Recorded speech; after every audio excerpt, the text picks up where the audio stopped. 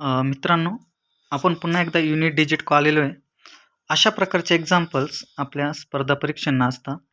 NMMS, PSS, police भरती व इतर ज्या बँकिंग परीक्षा आहे त्यांना अशा प्रकारचे एक्झाम्पल्स असतात. त्यात बघा, आपण जर बघितलं तर ह्या संख्येचा एवढा घात करणं सोपं नाही आहे. ह्या संख्येचा एवढा घात करणं सोपं नाही आहे, म्हणजे खूपच अवघड आहे ते. तर अशा टायमाला ना आपलं एक ट्रिक्स यूज करायची. बघा, काय करायचं, त्या संख्येच्या ना शेवटच्या अंकाकडं बघायचं. हा जो 5 आहे, 5चा कितवाही घात घेतला ना तुम्ही, कितवाही घात, तर त्याच्या एकक स्थानी 5च्या एकक स्थानी 5च येणार आहे. दुसरं 6 आहे, 6चा तुम्ही कितवाही घात करा, 6 एक 6 करा, 6चा वर्ग स्क्वेअर करा, 36 येईल. 6चा क्यूब केला आपण तर तो किती येईल, 216 येईल.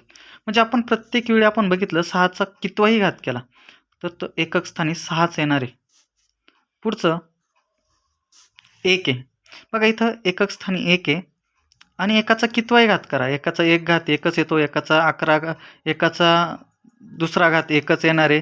म्हणजे एकाचा कितवाही घात केला तर त्या संख्येच्या एकक स्थानी आपल्याला एकच बघायला भेटेल. बघा, 11 एक 11, 11चा वर्ग 121, एकक स्थानी एकच आला. 11चा घन 1331, त्या टायमाला सुद्धा एकक स्थानी 1 आलेलं आहे.